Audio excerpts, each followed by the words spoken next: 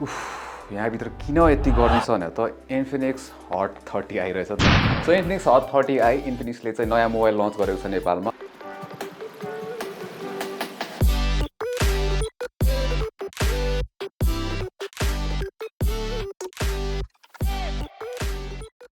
यसको price start हुन्छ 14,500 बाट 464 GB को लागि। त्यसैगरी यसको 8 GB र्याम भेरिएन्ट पनि आउँछ 17,000 मै र 8 GB र्याम भने चाहिँ सबभन्दा सस्तो फोन है 17,000 मा 8 128 GB आउँछ। त्यसैगरी यसमा अर्को भनेको चाहिँ के छ भन्दाखेरि 90 हर्ट्ज को फास्ट डिस्प्ले पनि आउँछ। त्यसैगरी 50 मेगापिक्सलको क्यामेरा हुन्छ प्लस अब यहाँ चाहिँ तपाईले 16 GB भनेर देख्न सक्नुहुन्छ हैन 8+8। अब यो चाहिँ के हुन्छ भने 8 GB भेरिएन्ट जुन र्याम छ त्यसमा चाहिँ एक्सटेन्डेड 8 GB र्याम हुन्छ कि त्यो भनेको चाहिँ स्टोरेजबाट लिन्छ भर्चुअल मेमोरी हो है। सो फर्स्टमा चाहिँ हामी यसको अनबक्सिङ गर्छौं त्यसपछि यसको तपाईले रिभ्यू पनि दिइहाल्छु। अब इन्फिनिक्सले चाहिँ यसलाई स्मार्टफोनको राजा भनेर पुरा मार्केटिङ गरिरहेको छ फेसबुकमा हैन। हेरौँ राजा हो के हो।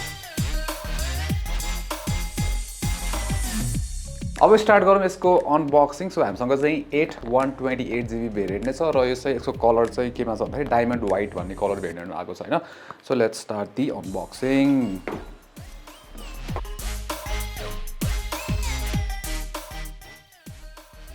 राइट सो फर्स्टमा चाहिँ फोन नै भेटाउँछौँ हामीले हैन Hot 30i। अब त्यसैगरी यहाँ अब पुरै ब्रान्डिङ आउँदै छ 50 मेगापिक्सल भनेर है। अब हेर्दा त दामी देखिरहेको छ यो पछाडि यो हैन ट्रिपल लेन्स हैन क्या सही देखिरहेको छ यो ट्रायंगल। फोनलाई पछि हेरौँला है। अहिले अब बक्स भित्र के छ हेरौँ। सो फर्स्टमा चाहिँ यो अब वारेन्टी स्टिकर्सहरु हो IMEI नम्बर यो वारेन्टीको लागि भइहाल्यो है। व्हाट इज दिस सिमिजेटर टुल एउटा केस पनि आउँदो रहेछ।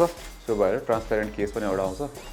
त्यसैगरी केसमा चाहिँ हामीले एउटा इन्फिनिक्सको चार्जर पनि पाउँछौँ र यो चाहिँ 5 भोल्ट 2 एम्प्स भनेपछि 10 वाटको चार्जर मात्र आउँछ। त्यसैगरी यसमा चाहिँ हामीले USB टाइप सी केबल पाउँछौँ। सो बक्समा चाहिँ यति नै हो। अब चाहिँ लेट्स स्टार्ट फोन हेरौँ हैन डिजाइन कस्तो छ इम्प्रेसन्स त्यसपछि हाम्रो रिभ्यू चाहिँ पछि हुन्छ। अलराइट सो अब चाहिँ फोन हेरौँ हैन। सो फोन चाहिँ अब बाहिरबाट हेर्दाखेरि दामी देखिरहेको छ डिजाइन चाहिँ है। प्लस यो जुन व्हाइट भेरिएन्ट छ पर्सनली चाहिँ मलाई व्हाइट कलर मन पर्छ हैन। सो डिजाइन चाहिँ दामी छ है। लाइक ठ्याक्कै यो लाइन्सहरु पनि देखिन्छ अलिकति लाइक ग्रेडियन्ट टाइपको फिनिश ग्रेडियन्ट भन्दा पनि अलि टु टोन खाले फिनिश देखिन्छ। यो स्टाइलाइज्ड पनि प्याटर्न्सहरु देखिन्छ ठ्याक्कै एंगल पर्यो भने चाहिँ यो निकै राम्रो छ। प्रिजम खाले डिजाइन छ। आई थिंक इन्फिनिक्सले आफ्नो पुरानो फोन्स पहिलाको फोन्सहरुमा त्यस्तो प्रिजम डिजाइन चाहिँ दिएको थियो। यसमा चाहिँ र ठ्याक्कै जुन यो क्यामेराले शेप बनाएर छ नि ट्रायंगल जस्तो शेप बनाएर छ त्यो पनि राम्रो देखिन्छ यहाँनिर हैन। सो डिजाइन चाहिँ राम्रो छ है। लाइक निकै फिनिश पनि राम्रो लाग्यो। अब प्लास्टिकै बडी हो यो है। राइटिङ डिजाइन चाहिँ निकै राम्रो छ ब्याकबाट चाहिँ हैन। अगाडिबाट पनि अब यो चाहिँ नच रहेछ। अब यो खोलेर हेरौँ एकचोटी। सो यसको मलाई क्यामेरा रिङको डिजाइन चाहिँ निकै राम्रो लाग्यो हैन। एकदमै फ्ल्याट फ्रेममा अनि फ्ल्याट ब्याकमा चाहिँ यो दुईटा क्यामेराहरु निकै राम्रो देखिन्छ। प्लस यतापट्टि यो क्यामेरा चाहिँ हैन फ्ल्याशको मोडल हो हैन। त्यसैगरी यसमा चाहिँ फ्ल्याट फ्रेम नै दिएको छ। यहाँ हेर्नु भने चाहिँ हैन पुरै फ्ल्याट फ्रेम छ। त्यसले गर्दाखेरि अब फोन जो सामान राम्रो छ ग्रिप राम्रो छ यसको हैन र फोन त्यति हेभी फिल पनि छैन फोनको। अब अगाडि बेजल्सहरु हेर्यो भने चाहिँ हामीले चाहिँ बेजल्सहरु ठिकठाकै छ। अब नट द बेस्ट हुन्छ नि बेजल्सको टर्ममा चाहिँ तर थिनै भन्नु पर्यो। अब चिन पनि ठिकै छ। यो बेजल्सहरु पनि ठिकठाकै छ। र यसमा चाहिँ अब वाटर ड्रप नच भयो यो है। टियर ड्रप नच पनि भन्छ वाटर ड्रप नच हैन जे भने नच चाहिँ छ यसमा। त्यसैगरी अब भोल्युम पोर्ट्सहरुको कुरा गर्ने चाहिँ भोल्युम बटन यहाँ भइहाल्यो। त्यसैगरी यो पावर बटन यसले चाहिँ फिंगरप्रिन्ट सेन्सरको पनि काम गर्छ हैन। सो फिंगरप्रिन्ट चाहिँ टेस्ट गरेर हेरिहाल्नु।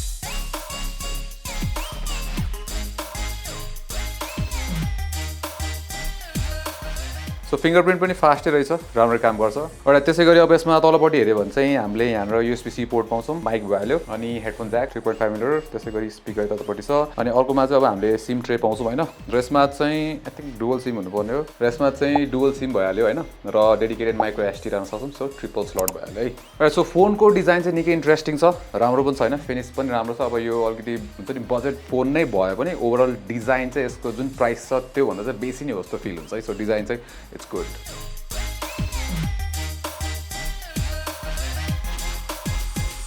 अब कुरा गरौँ यसको डिस्प्लेको। सो यसमा चाहिँ 6.56 इन्चको चाहिँ HD डिस्प्ले दिएको छ हैन र यो प्राइस रेन्जमा अब ठिकै हो HD डिस्प्ले नै पाउँछ हामीले र त्यस्तो स्पेशल चाहिँ केही पनि छैन। तर स्पेशल चाहिँ के छ भन्दाखेरि यसमा चाहिँ हामीले 90 Hz रिफ्रेश रेट पाउँछौँ है। त्यसमा चाहिँ तपाईले तीनटा अप्सन पाउनुहुन्छ। यहाँ गयो भने चाहिँ कि 90 Hz कि 60 Hz राख्न मिल्यो कि अटो स्विचमा हैन। सो नर्मली चाहिँ अटो स्विचमै हुन्छ। यसमा चाहिँ के हुन्छ भन्दाखेरि अब तपाईले YouTube जस्तो एप चलाउँदाखेरि चाहिँ 60 Hz मा ड्रप हुन्छ नत्र चाहिँ धेरै जस्तो बेला 90 Hz मा बसिरहन्छ। र यसको चाहिँ स्मुथनेस राम्रो छ कि हामीले चलाउँदाखेरि जुन 90 Hz को रिफ्रेश रेट चाहिँ निकै राम्रो छ। यो प्राइस रेन्जको लागि इट्स गुड। अब ब्राइटनेस चाहिँ खासै त्यस्तो त्यस्तो स्पेशल केही पनि छैन हैन 500 निट्सको म्याक्स ब्राइटनेस हो सो अब आउटडोर्समा हुन्छ नि एकदम डाइरेक्ट सनलाइट छ भने चाहिँ अलि अप्ठ्यारो चाहिँ हुनसक्छ घाममा डाइरेक्ट चलाउँदाखेरि नत्र यस्तो सेटिङ्स जहाँ चाहिँ इन्डोर लाइटिङ हुन्छ त्यहाँ चाहिँ इट्स गुड त्यस्तो केही पनि इस्यु हुँदैन त्यसैगरी अब यसको जुन डिस्प्ले छ कलर्सहरू राम्रै छ आई प्लिजिङ नै छ सो युट्युब भिडियोजहरू हेर्नको लागि यस्तो कन्टेन्ट्स हेर्नको लागि चाहिँ इट्स गुड अब पर्फर्मेन्सको लागि चाहिँ यसमा मिडियाटेकको हिलियो G37 चिपसेट दिएको छ र प्राइसको लागि चाहिँ अब एभरेज चिपसेट नै हो र यसको पर्फर्मेन्स पनि एभरेज नै छ अब यो चाहिँ दुईटा भेरिएन्टमा आउँछ हैन एउटा चाहिँ 4GB र्याम भेरिएन्ट अर्को चाहिँ 8GB र्याम भेरिएन्ट र जुन हाम्रो यो युनिट छ यो चाहिँ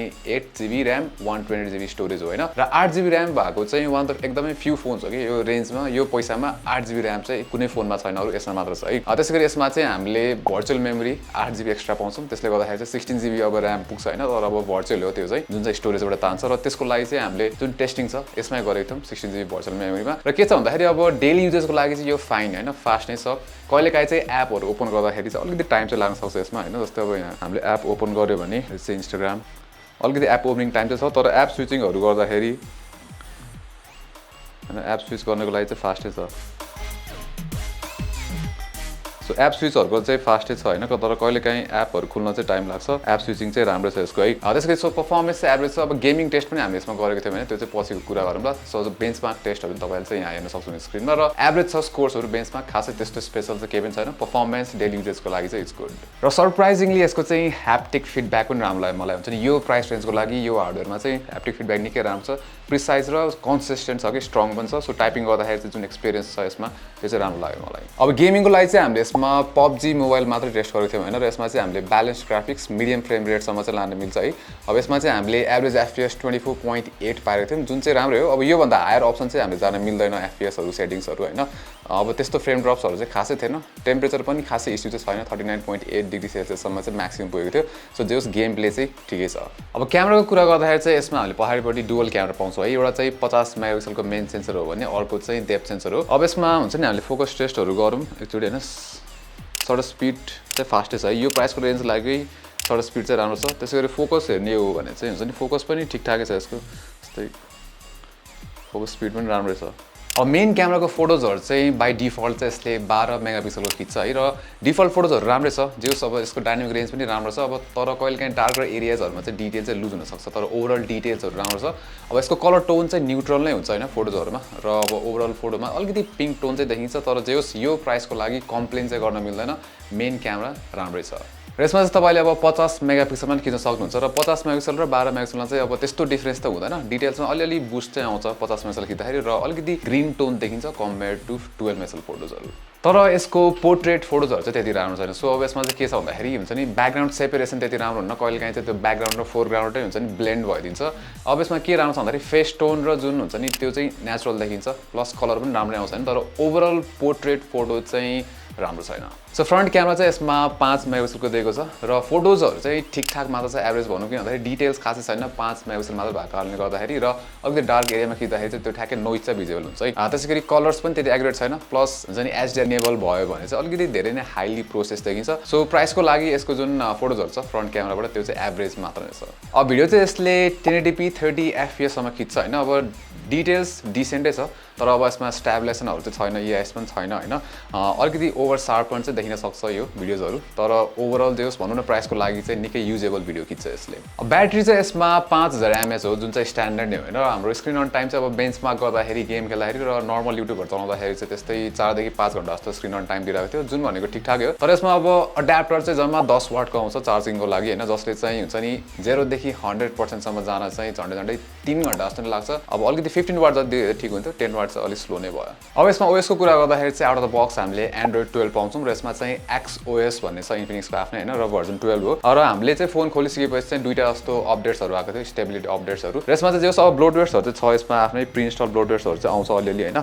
जुन चाहिँ हामीले जस रिमुभ चाहिँ गर्न मिल्छ सबै ब्लोटवेयर्सहरु अब तपाईले यसमा चाहिँ कस्टमाइजेसन अप्सन्सहरु पनि पाउनुहुन्छ हैन जस्तै एउटा चाहिँ अब डबल ट्याप टु वेक यसमा दिएको छ अर्को भनेको चाहिँ एप क्लोनर भनेर पनि यसमा चाहिँ राखिएको छ र यसमा चाहिँ डायनामिक कलर्स भनेर पनि एउटा कस्टमाइजेसन अप्सन चाहिँ हाल्दिएको छ है त्यसै तपाईले अब यसमा जेस्चर्सहरु पनि युज गर्न सक्नुहुन्छ जस्तै चाहिँ अब एउटा अर्को एउटा जेस्चर्स भनेको चाहिँ जस्तै अब फ्लिप टु म्युट हैन यो जेस्चर्सहरु र अरु जेस्चर्सहरु पनि दिएको छ सो जस कस्टमाइजेसन अप्सनहरु थोरै चाहिँ राखिदिएको छ र त्यसैगरी यो फोनले चाहिँ डुअल ब्यान्ड वाइफाई पनि सपोर्ट गर्छ र यसमा चाहिँ एफएम रेडियो सपोर्ट पनि छ सो तपाई चाहिँ अलिक टाइट बजेटमा हुनुहुन्छ भने Infinix Hot 30i चाहिँ निकै राम्रो फोन हुन्छ हैन यो प्राइस रेन्जमा यसको जुन अफरिङ छ निकै राम्रो छ डिजाइन त अब दामी नै भइहाल्यो हैन लाइक कसले भन्छ यो 15000 को फोन भनेर यो डिजाइन निकै इम्प्रेसिभ छ त्यसैगरी अब यसमा चाहिँ 90 हर्ट्ज चाहिँ यो प्राइस रेन्जमा अरु कसैले पनि दिदैन र यसले गर्दा चाहिँ अझै फास्ट फिल हुन्छ के अब यो त्यति यसको चिपसेट त्यति दामी त हैन हैन तर 90 हर्ट्ज डिस्प्लेले गर्दाखेरि चाहिँ जेस अलि स्मुथ फिल हुन्छ क्यामेराज पनि डिसेन्टै छ यसको जेस मजाले पुग्छ र ओभरअल फोन एक्सपिरियन्स जुन छ ओएस को त्यो पनि इट्स गुड सो तपाईले चाहिँ हुन्छ नि यो 15 देखि 16000 को रेन्जमा कुनै एउटा राम्रो फोन खोजिराख्नु भएको छ नि I think Infinix Hot 30i चाहिँ